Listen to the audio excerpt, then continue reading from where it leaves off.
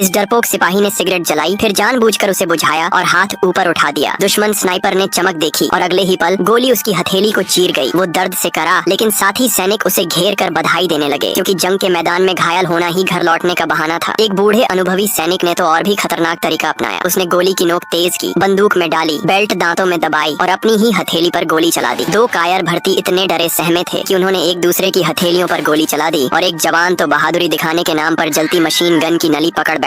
मगर डॉक्टरों ने सबका भांडा फोड़ दिया और पांचों को भगोड़ा घोषित करके फांसी की सजा सुना दी गई। लेकिन चीफ अपने ही सिपाहियों पर हाथ नहीं उठाना चाहता था, इसलिए उन्हें बाहर निकालकर दुश्मन के रहम पर छोड़ दिया। वहाँ का मंजर बेहद डरावना था। पहला सैनिक सफेद बनियान झंडे की तरह लहराकर रहम मांगने लगा। ये देखकर अपने ही साथी ने शर्म से तिलमिलाकर उसे गोली मार दी। दूसरा सैनिक ग्रेनेड फेंकते ही दुश्मनों की गोलियों से ढेर हो गया। तीसरा सैनिक गाते हुए मौत को गले लगाता है और अगले ही पल गिर पड़ता है। इन्हीं में एक था मानिक। वो भी आगे बढ़ा और दुश्मन की गोली उसके पेट में जा धंसी। तभी उसकी किस्मत पलट गई। भगोड़ों में से ही एक अनुभवी सिपाही ने मानिक की पहचान बदल दी और उसे कंधे पर उठाकर फील्ड हॉस्पिटल पहुंचा दिया। मगर वहां भी आफत टलने वाली नहीं थी। जर्मनों का एक गोला अस्पताल की छत में आ अटका। नर्स से अनजाने में गलती हो गई। हाइड्रोजन से भरा गुब्बारा धीरे धीरे उसी गोले की ओर बढ़ गया। सब जान बचाकर भागना चाहते थे, लेकिन दरवाजे बंद थे। तभी अनुभवी सैनिक दौड़कर स्टील के कमरे में घुसा, दरवाजा बंद किया और रबर की चादरों के बीच छिप गया। अगले ही पल गुब्बारा गोले से टकराया और भीषण धमाका हुआ। पूरे अस्पताल के चिथड़े उड़ गए। वो सैनिक किसी तरह बच गया, लेकिन मानिक के सिर पर लगी चोट से उसकी याददाश्त चली गई। बाद में एक बूढ़ी औरत ने उसे अपने घर ले लिया। वक्त बीतते ही मानिक अपनी मंगेतर से मिला। जैसे ही नजरें मिली, औरत की आंखों से खुशी के आंसू बह निकले।